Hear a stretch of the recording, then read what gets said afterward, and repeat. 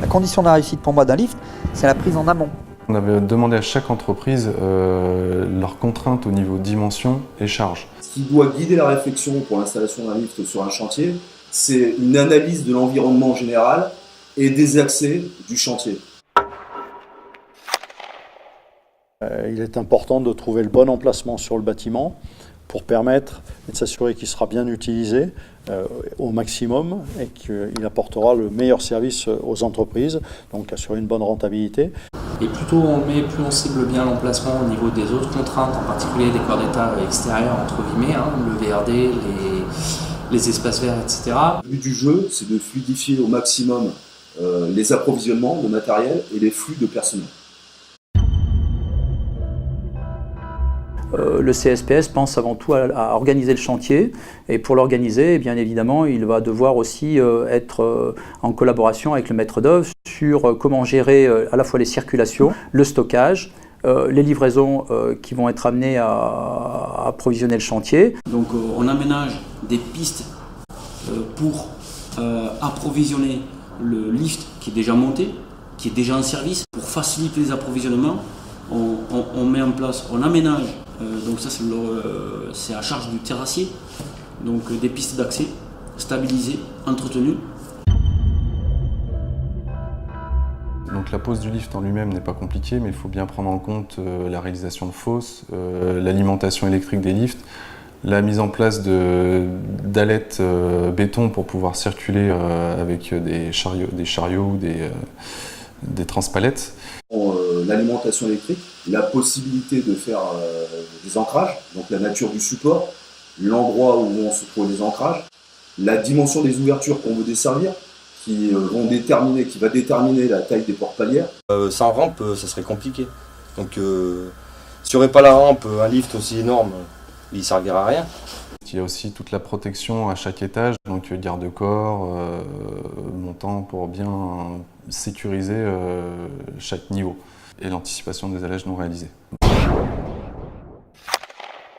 Pour définir des heures de livraison, des zones de livraison et des quantités de livraison journalières pour qu'il n'y ait pas de matériaux trop importants sur le site.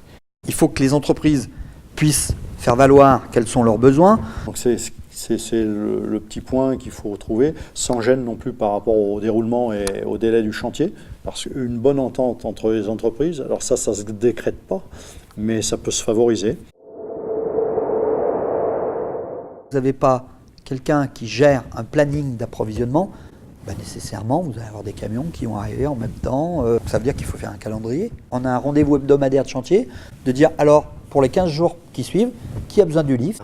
Donc l'approvisionnement de chantier et l'organisation étaient mises à jour toutes les semaines en réunion de chantier. Ça nécessite que quelqu'un s'en occupe, qu'il y ait un planning qui soit fait et que les entreprises respectent le planning.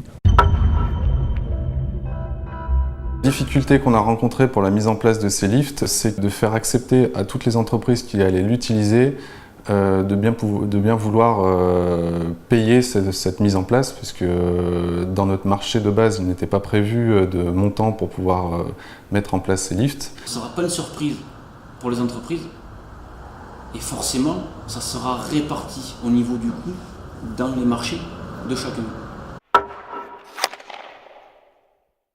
Alors l'information utilisateur sur un lift est dispensée par le loueur. 80% des problèmes qu'on peut rencontrer sur un chantier sont liés à de la mauvaise utilisation.